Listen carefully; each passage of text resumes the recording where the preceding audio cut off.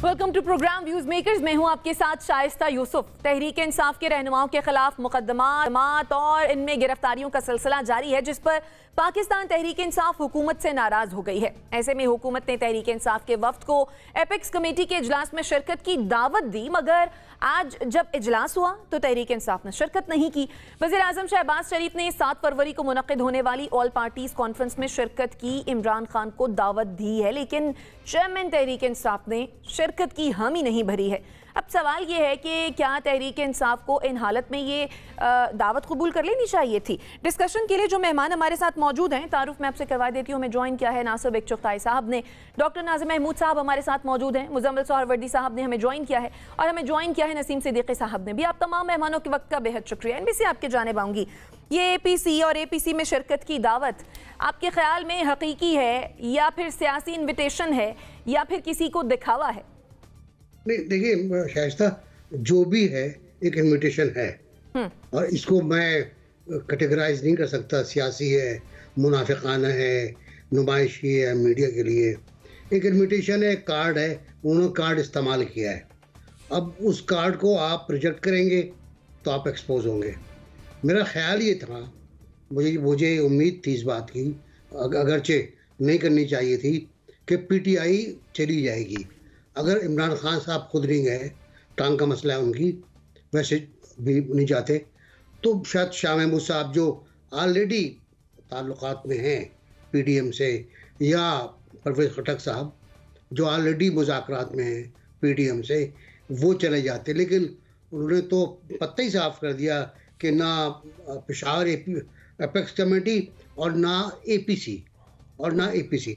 अच्छा, मैं असल में बड़ा कंफ्यूज हूँ इस बारे में कि इमरान खान साहब की जो मुज़ाकराती सलाहियतें हैं वो क्या हैं, वो आज तक सामने नहीं आ पाई।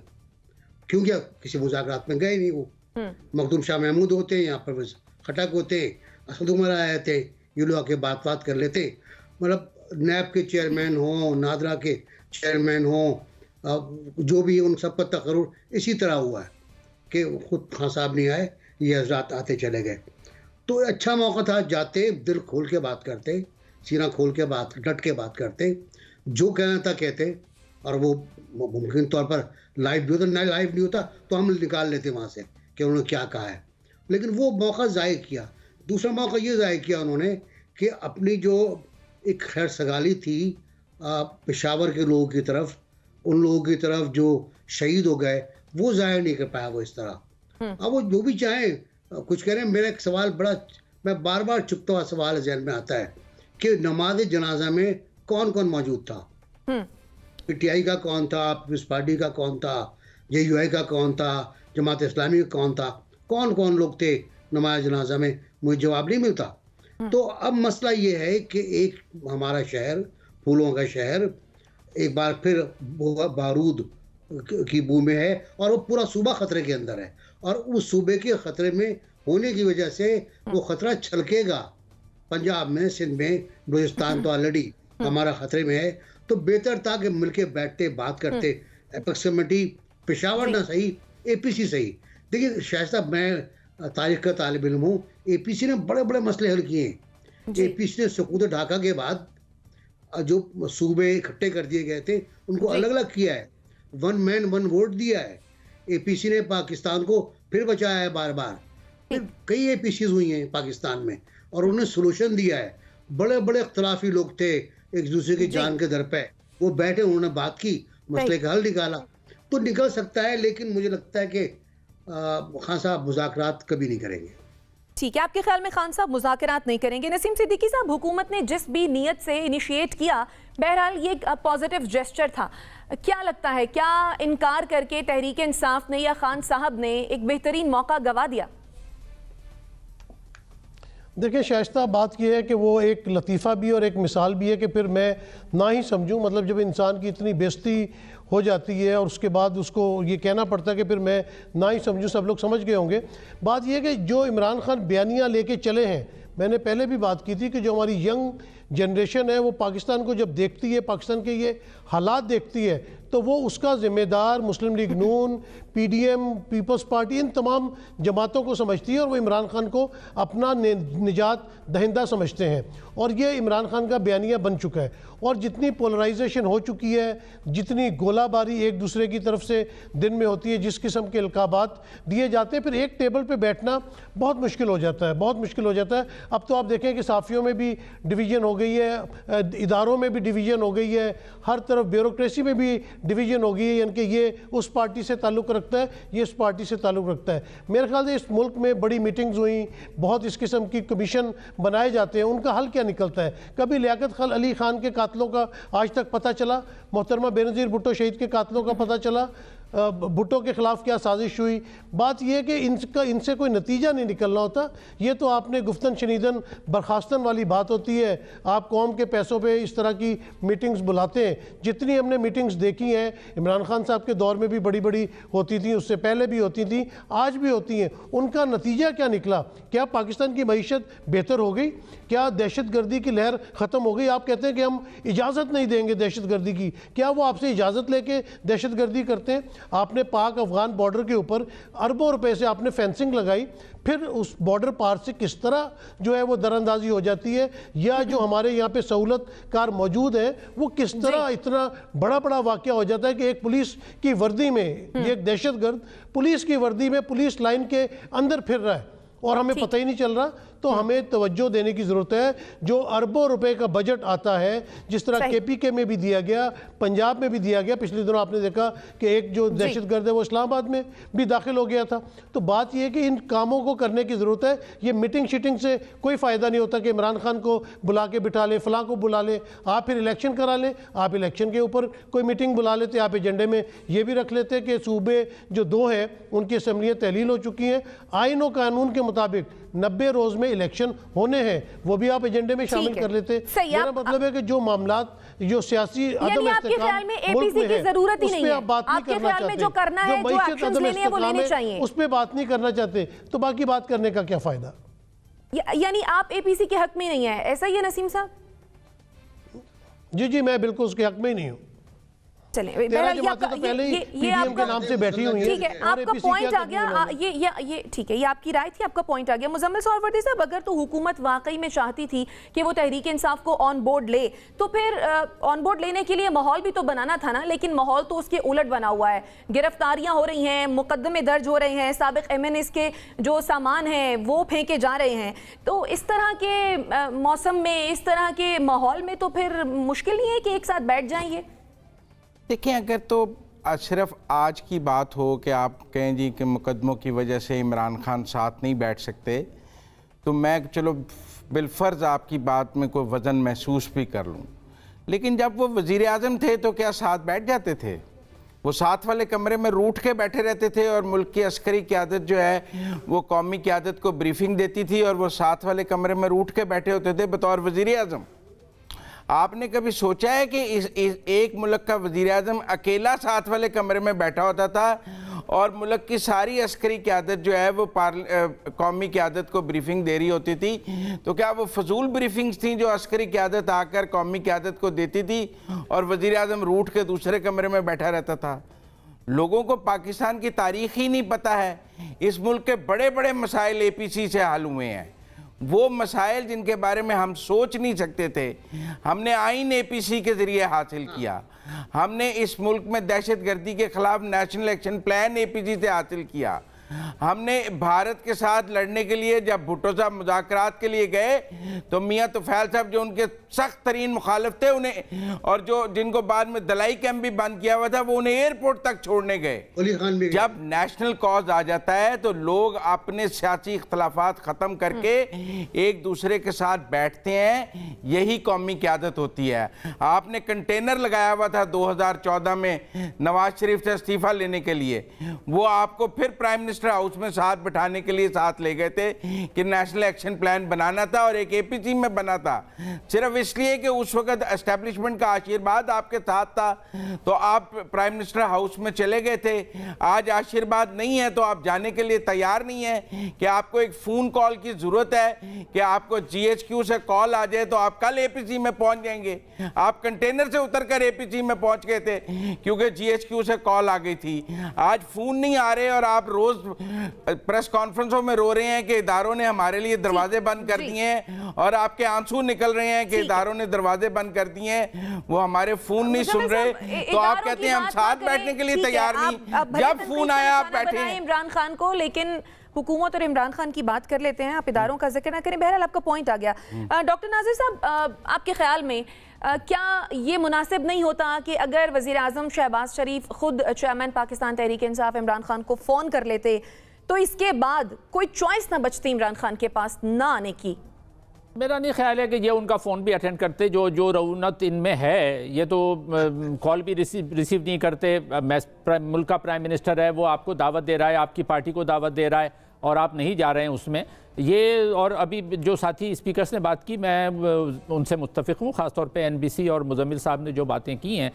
असल में PTI और ख़ुद इमरान साहब का मसला जो है ना, इनको तारीख़ी शऊर तकरीबन ना होने के बराबर है। देखें, सियासत का दूसरा नाम गुफ्तो शुनीद है। तमाम बड़े बड़े मसले हल होते हैं गुफ्तो शुनीद के ज़रिए, जंग व जदल से नहीं होते। वो ममालिक जिन्होंने, यूरोप के ममालिक जिन्होंने बरसों जंगें लड़ी, उससे वो कुछ ना हासिल कर सके, आज वो यूरोपियन यूनियन लेकर बैठे हुए, वो गुफ्तो शुनीद के नतीजे में बना है, वो जंग के नतीजे में नहीं बना है। पाकिस्तान हासिल किया, कायद आज़म और गांधी ये शदीद मुखालिफ थे, लेकिन गुफ्तो शुनीद होती थी, एक बाहमी एहतराम का रिश्ता होता था, बातचीत करते थे, उसके नतीजे में हमें आज़ादी भी मिली और सब कुछ हुआ। देखें, और उसके बाद भी हमने ये देखा है कि भुट्टो साहब थे, PNA उनके खिलाफ मुहिम चला रही थी, लेकिन अल्टीमेटली वो गुफ्तो शुनीद कर रहे थे। गो के वो जनरल ज़िया ने उसको सबोटाज कर दिया, लेकिन वो भी बात कर रहे थे। बेनज़ीर भुट्टो ने बाइकाट किया था 85 के इलेक्शन का, उस पर वो बाद में रिग्रेट भी करती रहीं, लेकिन जब उनको 88 में जब जनेवा मुआहदा होने वाला था और जोनेजो ने उनको बुलाया कि आप आएँ और बात करें, तो वो उस APC में मोहतरमा बेनज़ीर भुट्टो शरीक हुई जोनेजो के उस बुलाने पर, हालांकि वो उसको लेजिटिमेट नहीं मानती थी। ऐसी बेशुमार मिसालें दी जा सकती हैं जिसमें गुफ्तो शुनीद के ज़रिए चीज़ें हल होती हैं, और अगर गुफ्तो शुनीद ना हो तो माशरा तशद्दुद की तरफ जाता है। अब मुश्किल ये है कि इमरान खान की तरबियत जो है वो किसी सियासी माहौल में तो हुई नहीं है, ना सियासी खानवादे में हुई है। उनकी तरबियत में जो लोग शामिल हैं, हम जानते हैं, वो जनरल हमीद गुल से लेकर जनरल फैज़ हमीद तक सारे गैर सियासी लोग रहे हैं। तो जो गैर सियासी लोगों की तरबियत होती है वो यही होती है कि जी हम जो कह रहे हैं वही ठीक है, बाकी कोई भी सेंसिबल बात किसी की सुननी नहीं है। तो इन्होंने उसी रवैये का मुजाहरा किया है देखें, ये इतना बड़ा मसला था। इस वक्त पाकिस्तान को दो बड़े मसलों का सामना है, एक दहशतगर्दी का और दूसरी माशी परेशानी का। ये दोनों कौमी नौयत के मसले हैं, इसमें तमाम सियासी जमातों को मिलकर बैठना चाहिए, अपनी राय देनी चाहिए। आप उससे मुत्तफिक हो या ना हो, लेकिन जब तक आप बात नहीं करेंगे मसले का हल नहीं निकलेगा। ठीक है, नसीम सिद्दीकी साहब कुछ ऐड करना चाह रहे हैं? जी शाइस्ता जी, जितनी इन्होंने तारीखी APCs गिनवा दी हैं उनके हिसाब से तो पाकिस्तान को इस वक्त अमेरिका से भी आगे होना चाहिए। किन मसाइल का हल इन APCs ने कर लिया? मैं तो कहता हूँ अगर APC करनी है तो फिर करप्शन के ऊपर एक करें ना APC, ताकि असल जो नासूर है पाकिस्तान का करप्शन, आवाम जो है वह रोटी पानी को तरस रही है, जितनी महंगाई हो गई है, गरीब का बुरा हाल है। ये APC की तारीफ़ें लगे हुए, बात यह कि किस खानवादे की कहाँ पर ट्रेनिंग हुई है। फिर अगर जिक्र निकल ही पड़ा है तो नवाज शरीफ की तो जनरल जिलानी ने ट्रेनिंग मेरे ख्याल से किसी का नाम लेके किसी की तरबियत पर बात ना की जाए। मेरे ख्याल से किसी का नाम लेके किसी की तरबियत पर बात ना की जाए। NBC कुछ ऐड करना चाह रहे हैं? भाई मैं बात कर रहा था, आप बुरा मान जाएंगी, इदारे तरक्यात कराची के बारे में। मैं बात कर रहा था इदारे बल्दिया लाहौर के बारे में। इदारों पे बात तो होगी ना। मैं इदारे तहफ़्फ़ुज़ हुकूक़ निस्वा के बारे में बात करना चाहता था, आप कह देंगे इदारों के बारे में बात नहीं करो। लेकिन मेरा अपना कहना ये है कि असल में इमरान खान साहब ने सदर आरिफ अलवी को शर्मिंदा कर दिया है। सदर आरिफ अलवी ने कहा कि कुछ नहीं, तुम मिलके बैठ के बात तो कर लो यार, फौरी इंतखाबात नहीं, इश्यूज़ पर बात कर लो। उन्होंने कहा इश्यूज़ पर बात कर लें, तमाम इश्यूज़ पर बात कर लेंगे।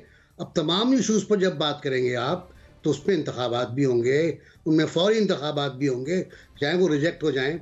उसमें और दहशतगर्दी का मसला तो टॉप पर होगा, मईशत का मसला होगा, सब मसले होंगे। दूसरी बात ये कि जब आप ये कहते हैं कि APCs ने आपको कुछ नहीं दिया, तो आप अपने आप को माइनस कर रहे हैं पूरी तारीख से। आप फिर वापस जा रहे हैं 1935 के इंडिया एक्ट के ऊपर। आप अपना आइन भी निकाल रहे हैं, आप अपना एटम बम भी वापस कर रहे हैं, आप अपने ह्यूमन राइट्स भी वापस कर रहे हैं, आप अपने मुल्क का जो बाकी बचा हुआ हिस्सा है वो भी हिंदुस्तान को दे रहे हैं। तो थोड़ा सा हौसला करें, थोड़ा सा मतलब इस तरह बात ना करें तो जो तारीख के मुनाफी हो। मेरा अपना ख्याल ये है कि प्रेसिडेंट शर्मिंदा हुए और उनको शर्मिंदा होना चाहिए कि उनकी तजवीज़ मंजूर नहीं हो पाई, अगरचे दूसरे ग्रुप ने जैसा भी कह लें आप, गलत सही एक पॉलिटिकल चाल चली जो भी चला। और पॉलिटिकल चाल क्यों चली कि उन्हें पता था कि ये मना कर देंगे, कि ये मना कर देंगे। सवात का जो मामला था, जो सवात पर अटैक कब्जा हुआ था तालिबान का, वो किस तरह खत्म हुआ था? वो वैसे ही खत्म हुआ था, आपस में बातचीत हुई थी। और बेनज़ीर भुट्टो ने फिर ऐलान किया था कि हम सवात पे पाकिस्तान का फ्लैग लगाएंगे, वो शहीद हो गई। लेकिन फिर सवात को साफ किया गया, सवात को बहादुरों ने साफ किया, जालों ने साफ किया, और उसमें हमारे जनरल शहीद हुए हैं। लेकिन अब वही वक्त दोबारा आ गया है, वही वक्त है। कोई पॉलिटिकल पार्टी ऑन बोर्ड होती है नहीं होती, आई डैम केयर। मुझे इस मुल्क में अमन चाहिए। बिल्कुल बिल्कुल, आप ठीक कह रहे हैं। NBC डॉक्टर नाज़िर, अभी ये पूछा गया कि गुफ्तो-शुनीद से क्या हासिल हुआ है। मैंने तो अभी मिसालें दी, गुफ्तो-शुनीद से पाकिस्तान हासिल हुआ, गुफ्तो-शुनीद से हमें आइन मिला, गुफ्तो-शुनीद से हमारे जो जंगी कैदी थे वो रहा हुए। अगर वो भुट्टो साहब वहाँ शिमला जाके शिमला मुज़ाकरात नहीं करते तो वो कैदी रहा नहीं होते। गुफ्तो-शुनीद से हमें 18वीं तरमीम मिली, गुफ्तो-शुनीद, सारे काम गुफ्तो-शुनीद से होते हैं। तो ये पूछना बड़ी मासूमियत से कि जी गुफ्तो-शुनीद से क्या हासिल होता है, एक तो ये बात। दूसरी बात ये कि यही इमरान खान जो है वो कहते हैं कि जी दहशतगर्दों से मुज़ाकरात कर लो, उनसे मुज़ाकरात करने पे तैयार हैं, उनको लाकर आबाद करने पे तैयार हैं, उनकी मजम्मत नहीं करेंगे, उनको सर पे बिठाने पे तैयार हैं। लेकिन जो हुकूमत यहाँ की मुंतखब हुकूमत है, जो एक कानूनी और आईनी तरीके से आई है, उसको ये मानने पे तैयार नहीं है। तो ये कितना बड़ा कंट्राडिक्शन या कितना बड़ा तजाद है इनकी अपनी बातों में कि एक तरफ जहां बातचीत नहीं करनी चाहिए, जिनके खिलाफ कार्रवाई होनी चाहिए, वहां बातचीत का दर्ज देते हैं। जिन लोगों से जो लेजिटिमेट सियासी आईनी क़ुव्वतें हैं उनसे आप बात करने पे तैयार नहीं हैं। इन्हीं चीज़ों ने मुल्क को इस तशद्दुद की राह पर डाला है। और हमारा जो नौजवान है वो अगर आगे आज 5-10 साल बाद देखेगा तो वो इन चीज़ों का जिम्मेदार मैं नहीं समझता कि PDM को ठहराएगा। जब भी तारीख में ये लिखा जाएगा तो उसकी जिम्मेदारी बहुत बड़ी हद तक इमरान खान के कंधों पर होगी कि ये जितने मनफी रास्ते पर मुल्क को और इस मुल्क की नई नस्ल को डाला है इन्होंने। सही। मुजम्मिल साहब, मैं ये कहता हूँ कि जी आप APC में नहीं गए। आप मुजम्मिल साहब NBC कुछ एक लाइन ऐड करना चाह रहे हैं? जी, कहना चाह रहा था कि मैं 1935 तक चला गया था। पाकिस्तान का क़याम भी 3 APCs का नतीजा है। पहले लंदन गोलमेज कॉन्फ्रेंस, दूसरी लंदन गोलमेज कॉन्फ्रेंस, तीसरी लंदन गोलमेज कॉन्फ्रेंस, जिसमें सरगा खान, कायद आजम, लियाकत अली खान, नश्तर, ये सब लोग मौजूद थे। और उधर से गांधी, पाटिल और नेहरू मौजूद थे। अब अंदाजा लगाइए ना, पाटिल और जिन्ना आमने सामने, जानी दुश्मन एक दूसरे के, उनके प्यासे वो बांट के बात कर रहे हैं। सही। अब जो भी बाद में हिंदुस्तान पे गुजरी जो इख्तलाफात हुए वो उनका मसला था कि पाटिल को गुस्सा आ गया। NBC आपने बहुत अच्छी मिसाल दी, लेकिन आप देखें ना किन लोगों के साथ किनको मिला रहे हैं। यहाँ पे कहना पड़ेगा कि कहाँ राजा भोज, कहाँ गंगू तेली, हर दौर में मुजम्मिल साहब कुछ ऐड करना चाह रहे हैं? जी मुजम्मिल साहब, खुद को राजा पोरस एक जमाने में जफर अली खान होते थे साफी, एक जमाने में हूँ, तो डी जनरेशन तो हुआ है। नहीं, आप तो, आपकी तो क्या बात है, आप तो पढ़े लिखे इंसान हैं। मैं सियासतदानों की बात कर रहा हूं जिन्होंने करप्शन के नासूर से पॉइंट आ गया। मुजम्मिल साहब आप अपनी बात कंटिन्यू देखें। वो कहते हैं कि जी हम हुकूमत के साथ नहीं बैठना चाहते। असल में पिछले जब से पेशावर का सानिया हुआ है, आप दहशतगर्दी की मजम्मत तो कर रहे हैं, दहशतगर्दों की मजम्मत नहीं कर रहे हैं। ये बहुत बड़ा फ़र्क है। आज भी जो बयानात आए हैं PTI के, उसमें दहशतगर्दी की तो मजम्मत है, दहशतगर्दों की मजम्मत नहीं है। आप जख्मियों की इयादत के लिए नहीं जाते हैं अस्पताल, आप वहाँ नहीं जाते हैं क्योंकि आपको पता है दहशतगर्दों की मजम्मत करनी पड़ेगी। आप एपेक्स कमेटी में मुल्क के अस्करी, माफी चाहूंगी, मुझे इसी ब्रेक लेने, नाज़रीन ब्रेक लेते हैं, वापस आते हैं।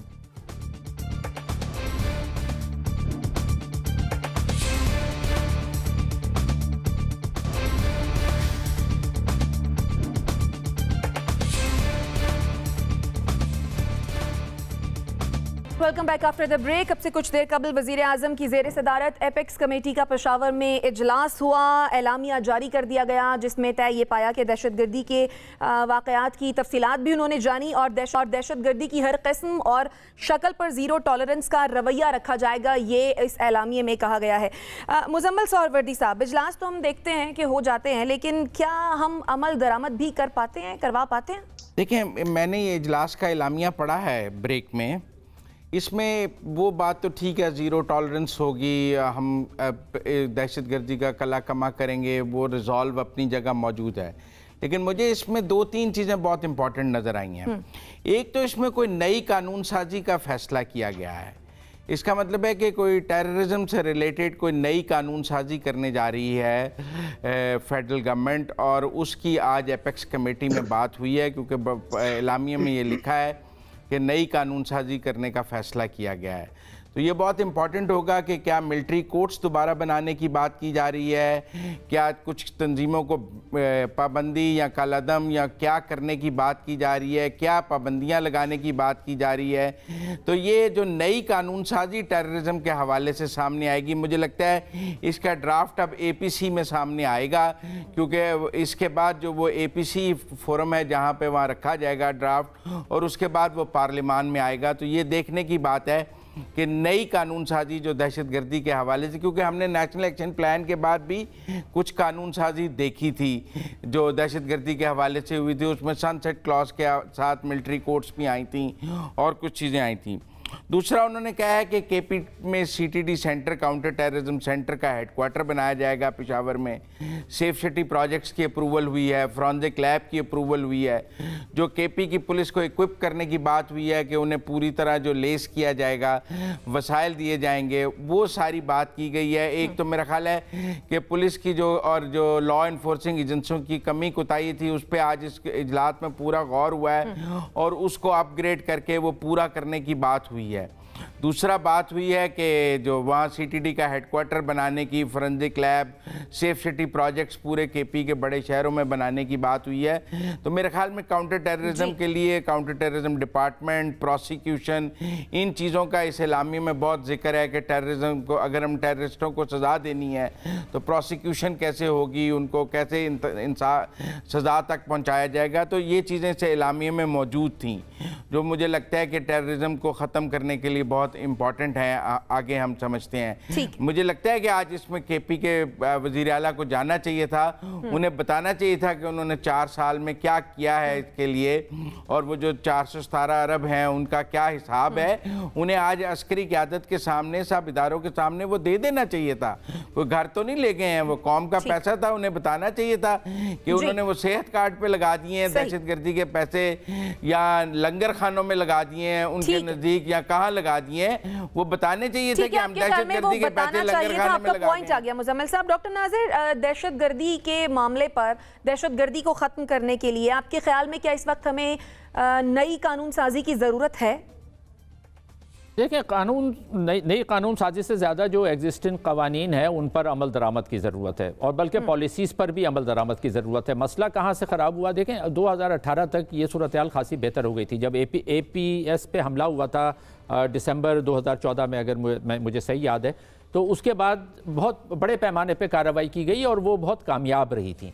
लेकिन 2018 के बाद, जैसे हम जानते हैं कि इमरान खान साहब का रवैया बड़ा मुफाहिमाना रहा, उस मुफाहिमाना रवैये के नतीजे में ये हुआ कि वो सारी हासिलात जो थी पिछले अरसे की, वो उन सब पे पानी फिर गया, और मुज़ाकरात की तरफ ये गए, बातचीत करो, सेटल करने की बातें हुई, उनको लाएंगे, यानी उनके लिए न सिर्फ ये कि उनकी वकालत करते रहे मुल्की तौर पर, बल्कि बैनुल-अक़वामी तौर पर भी, जिससे उनको शह मिली। अच्छा, शह मिलने के नतीजे में ये हुआ कि उन्होंने बड़ी बड़ी कार्रवाइयाँ करना शुरू कर दी। तो अब हालात उस नहज पे पहुँच गए कि वाकई में हमें एक नए एलामिये की ज़रूरत थी।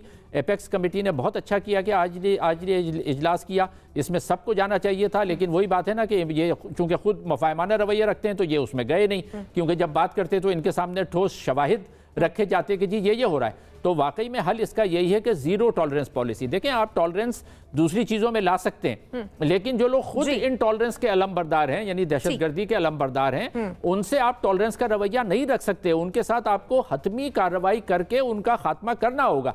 और जब तक ये नहीं होगा तो मैं समझता हूं कि इस वक्त जो हमारी दोनों सिविलियन और फौजी क़यादत है वो बिल्कुल सही डायरेक्शन में जा रही है। यही ज़ीरो टॉलरेंस पॉलिसी ही इस मसले का हल है, और अगर इस पर अमल दरामद हुआ तो मैं नहीं समझता कि किसी नई कानून साजी की ज़रूरत है। हाँ, जो पहले से कानून बने हुए हैं उन पे पूरी तरह से लेटर एंड स्पिरिट में अमल किया जाए। ठीक है, यानी उन पर ही अगर अमल किया जाए तो शायद सूरत हाल पर काफी हद तक काबू पाया जा सकता है। जो लोग मुफाहमत की, यानी जो लोग इनकी मुआवनत ओपनली या सीक्रेटली करते रहे हैं, उनके खिलाफ भी कार्रवाई होनी चाहिए। एनपीसी, आपके ख्याल में क्या अगर मिलिट्री कोर्ट्स का क़याम होता है तो क्या दहशतगर्दी रुक पाएगी, रुकने में कामयाब हो पाएगी? देखिए, ज़ाहिर है फ़ायदा तो हुआ था हमको, अगरचे हम खिलाफ थे उसके, लेकिन फ़ायदा तो उसका हुआ था। और ये जो सनसेट क्लॉज के साथ था, ख़त्म हो गई उसके बाद वो। लेकिन ये कहना कि प्लान पर अमल हुआ जो हमने तैयार किया था, ये गलत है। नेशनल एक्शन प्लान पर मुकम्मल अमल नहीं हो पाया। कुछ किसी ने कुछ छोड़ा और इन्होंने तो सब कुछ छोड़ दिया था, अमल ही नहीं कर पा रहे। तो बातचीत, बल्कि इस दौरान तो ये हुआ, ज़ीरो टॉलरेंस की बात करते हैं हम, बहुत अच्छी बात है, खाली बातें ही करते हैं हम। हमने सजाए मौत के 7 कैदी खतरनाक दहशतगर्द रिहा किए, और वो तुर्की चले गए या अफगानिस्तान चले गए, और फिर उन्होंने वहाँ कमांड संभाल ली उन्होंने। तो ये ज़ीरो टॉलरेंस नहीं है। ज़ीरो टॉलरेंस ये है कि जो सजाएं हैं उन पर इम्प्लीमेंटेशन होना चाहिए, उन पर अमल दरामद होना चाहिए, कोई मुकमका नहीं, कोई मुफाहमत नहीं। देखिए, अगर आप मुफाहमत, श्रीलंका ने क्या किया था, श्रीलंका ने हमसे पहले ख़त्म किया था टेररिज्म को, और हमारी भी उसको मदद हासिल थी, हमारी आर्मी की भी। तो उन्होंने यही किया था, ख़त्म करें इलाके को, बर्बाद कर दें इलाके को, और फिर अब वो बैठे हुए हैं आराम से। ठीक है, उनके माशी मसाइल हैं जो भी हैं, और उन्होंने तो एयरपोर्ट कब्जे में कर लिए थे अपने, वहाँ के दहशतगर्दों ने। तो खैर, फिर हमने काबू पाया, कराची में काबू पाया। पहला तो काबू हमने कराची में पाया on implementation of policies. Sindh government और रेंजर्स, फौज नहीं थी, सिंध गवर्नमेंट ऑफ रेंजर्स, इन्होंने स्ट्राइक किया और बहुत ठीक ठाक काम का हो गया। फिर जाहिर है ज़रबे अज़ब आई, और ज़रबे अज़ब पर बहुत बड़ा काम हुआ। एयरफोर्स शामिल थी हमारी, हमारे पैदल दस्ते थे, मैकेनाइज्ड दस्ते थे हमारे, उन्होंने बड़े कारनामे किए हैं, बड़े जवान शहीद हुए हमारे कर्नल जवान शहीद हुए। और लेकिन जाहिर है मुल्क वतन इसको बचाना था, उसमें लगे, और मुकामी लोग बहुत शहीद हुए, उन्होंने बड़ा ताउन किया। अभी जो टेररिज्म के खिलाफ मुहिम चल रही है KPK में, सवाब में मुजाहरा हुआ, वाना में मुजाहरा हुआ, हज़ारों लोग तो मुजाहरे के अंदर, वो कहते थे इनको वापस लेकर ना आए आप, ये वापस आके यहाँ फसाद करेंगे। तो उनको ये पॉलिसी कि वापस लाया जाए वो भी गलत साबित हो गई। तो कोई नई पॉलिसी ना बनाए आप। ठीक है, जो कानून लैप्स हो गए, जो कानून लैप्स हो गए, उनको दोबारा आप बनवा लें जी, पार्लियामेंट से मंजूरी ले लें, लेकिन यकसू होकर आपको ऑपरेशन करना पड़ेगा, और जो भी आपके पास है वो इस्तेमाल करना होगा। सही। नसीम सिद्दीकी साहब, खैबर पख्तूनख्वा में तहरीक इंसाफ की हुकूमत थी। पेशावर में गुज़श्ता दिनों जो हुआ और जिस तरह से दहशतगर्दी का शिकार हुआ पेशावर, उसके बाद आपको नहीं लगता कि एपेक्स कमेटी के इस इजलास में तहरीक इंसाफ को शामिल होना चाहिए था, ओन करना चाहिए था? देखिए, बिल्कुल एपेक्स कमेटी की मैं बिल्कुल हमायत करता हूँ, क्योंकि उसमें तमाम सियासतदान शामिल थे, हमारी अस्करी क़यादत उसमें शामिल थी, और जब इन दोनों का कोऑर्डिनेशन होता है तो तभी कोई ना कोई बेहतरीन हल निकलता है। बिल्कुल PTI की तरफ से वहाँ पे बिल्कुल जिस तरह उन्होंने मुजम्मिल ने कहा कि अपना साबिक जो वज़ीर आला हैं उनको शामिल होना चाहिए था, क्योंकि जब वो 10 साल से वहाँ पर हुकूमत कर रहे थे तो बहुत चीज़ों की वो एपेक्स कमेटी में अपना इनपुट डाल सकते थे। इस तरह का जब भी मामला आता है तो वहाँ पर मेरे ख्याल से पाकिस्तान को सामने रखते हुए पूरा कोऑपरेशन होना चाहिए। दूसरी बात यह है कि देखिए, बात वही आ जाती है, NBC ने भी जिस तरह का, किस तरह की APCs हो गई, एपेक्स कमेटीज़ हो गई, ज़ीरो टॉलरेंस हो गई, ये तो बातों की हद तक है ना।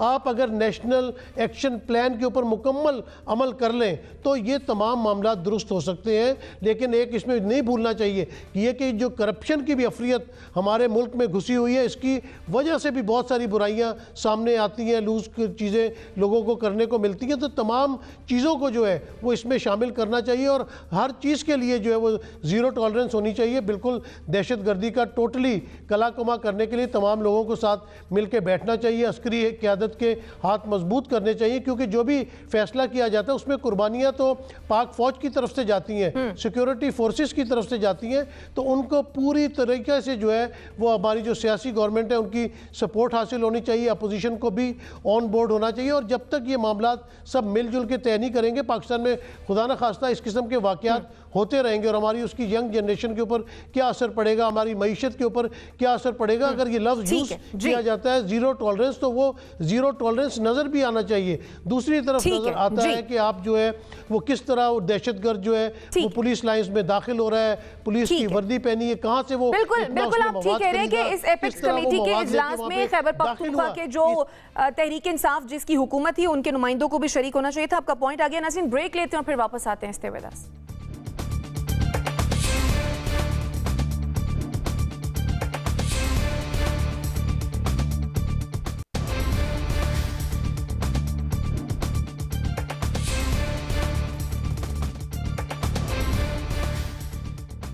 Welcome back after the break. वज़ीर आज़म शहबाज शरीफ ने पेशावर में जब इजलास से खिताब किया तो उन्होंने कौम को ये बताया कि जो हमारा मौशी चैलेंज है वो नाकाबिले तसव्वुर है, लेकिन दूसरी तरफ हम ये देख रहे हैं वज़ीर आज़म की काबीना में तौसी का सिलसिला भी जारी है।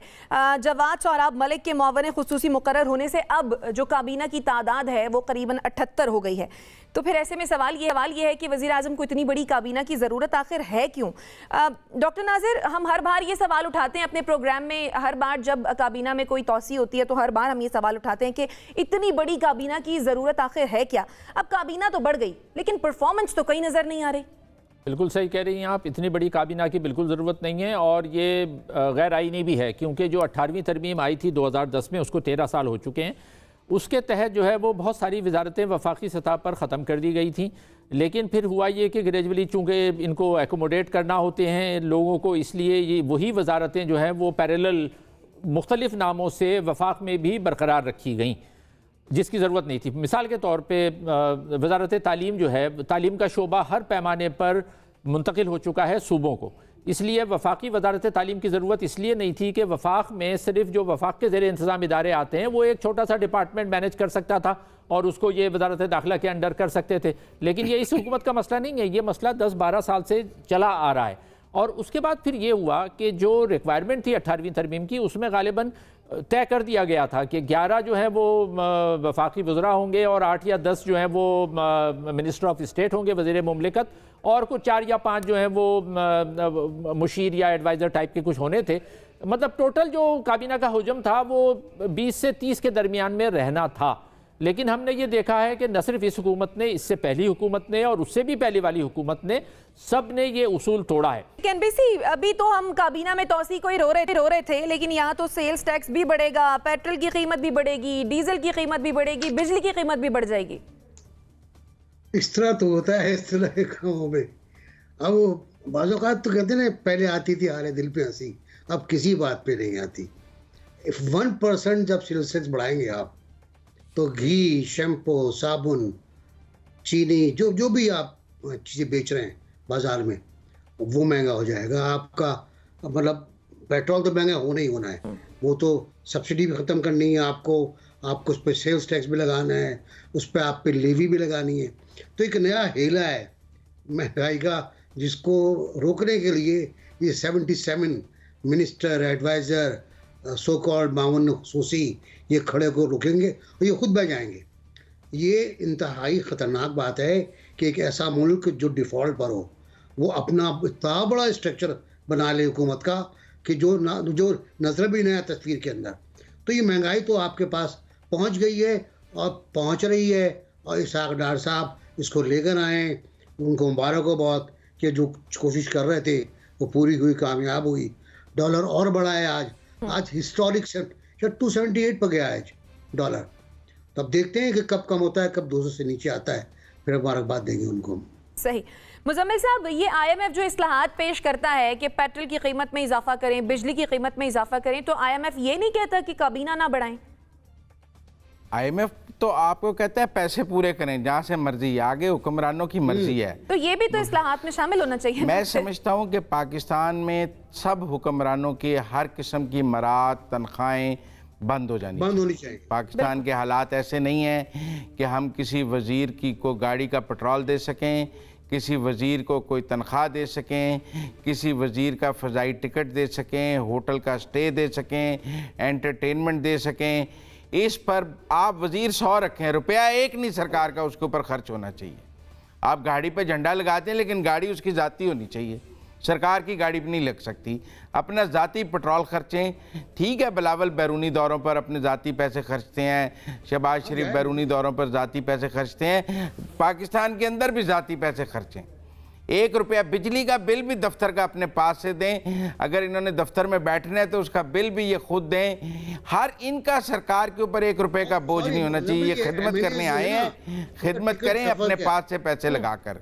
जिसके पास नहीं है वो कोई मराहत ना ले, बगैर मराहत के खिदमत करे। पाकिस्तान मुतहम्मल ही नहीं है, और इतने मसाइल हैं, पाकिस्तान मुतहम्मल ही नहीं है इनको प्रोटोकॉल देने का, इनको सिक्योरिटी देने का, इनको पर्क्स देने का, इनको तनख्वाहें देने का। यानी काबीना में तौसीफ जितनी मर्जी करते जाएं, तनख्वाहें और मुराद इनको नहीं देनी चाहिए। 1 रुपया इनके ऊपर हुकूमत पाकिस्तान का खर्च नहीं होना चाहिए। नसीम साहब, 8-8 लाख रुपए पेंशन ले रहे हैं लोग। जी शाइस्ता, बिल्कुल देखें कि ये जिस तरह मराहत दी जाती है, इस मुल्क में बिल्कुल कोई चीज़ फ्री नहीं होनी चाहिए। वो लोग तो मौजे कर रहे हैं। बिजली के बिल आप देखें, वापडा में तमाम लोगों को बिजली फ्री दी जाती, कोई चीज़ फ्री नहीं होनी चाहिए। और मैं तो कहता हूँ कि जो थोड़े साहिब हैसियत लोग हैं, उन्हें अपने करीब जितने भी गरीब लोग हैं, घरों में काम करने वाले लोग हैं, उनके आजकल बहुत ज़्यादा ख्याल करना चाहिए, क्योंकि लोग ईमान से रोटी से भी तंग आए हुए हैं। और ये जिस तरह मुजम्मिल साहब ने कहा कि बिलावल भुट्टो, जरदारी, शहबाज शरीफ अपने खर्चे पर जाते हैं, ये बताएं ज़रा इनके कारोबार कौन से हैं। ये सारा माल पाकिस्तान से ही लूट के बनाया हुआ है। पाकिस्तान को कम से कम उस लूट में से कुछ पैसा वापस कर दें और पाकिस्तान की अपनी आमदनी होनी चाहिए। इनको बैठ के सोचना चाहिए कि एक्सपोर्ट्स किस तरह बढ़ानी है, टैक्स कलेक्शन होनी चाहिए। जो बड़े बड़े स्टोर बैठे हुए हैं, ये कोई टैक्स नहीं देता। जितना टैक्स कराची की एक लालू खेत मार्केट से इकट्ठा होता है, आधे पाकिस्तान से उतना इकट्ठा नहीं होता। तो जब एक शहर से इतनी ज़्यादा टैक्स कलेक्शन हो सकती है, तो बाकी जगहों से क्यों नहीं हो सकती? आपको इन चीज़ों पे सोचना पड़ेगा, आपको सख्ती करनी पड़ेगी, आपको अपना पैसा जनरेट करना पड़ेगा। कब तक आप हम ये भीख के पैसों पे या IMF के पैसों के ऊपर चलते रहेंगे? और ये जो मिनिस्ट्रियल फौज जफरे मौज बनाई हुई है, इसको भी खत्म करना चाहिए। जब तक अपने खर्चे कंट्रोल नहीं करेंगे, ठीक है, खर्चे अपने कंट्रोल करने की जरूरत है। डॉक्टर नासिर, क्विकली कमेंट कर दीजिएगा। जी, मतलब सजा भी मिलनी चाहिए ना। जैसे अब हेलीकॉप्टर पे करोड़ों रुपए लगा दिए, उसकी सजा मिलनी चाहिए। तोशेखाने का सफाया किया, उसकी सजा मिलनी चाहिए। 400 अरब जो लगने चाहिए थे दहशतगर्दी के खात्मे के लिए, उसकी सजा मिलनी चाहिए। जब तक इन लोगों को सजा नहीं मिलेगी, ये लोग यही करते रहेंगे। मालम जब्बा की सजा मिलनी चाहिए, BRT की सजा मिलनी चाहिए। एक लंबी लिस्ट है। बनी गाला से रोज जो वज़ीर आज़म हाउस में हेलीकॉप्टर पे आते थे, उसकी भी सजा मिलनी चाहिए। हाँ, वो जो जाती उम्र से निहारी और हलीम जाते थे मरी, उसकी भी सजा मिलनी चाहिए। ठीक है, ठीक है नाज़रीन, इसी के साथ मुझे मेरे मेहमानों को दीजिए इजाजत। लाने के बाद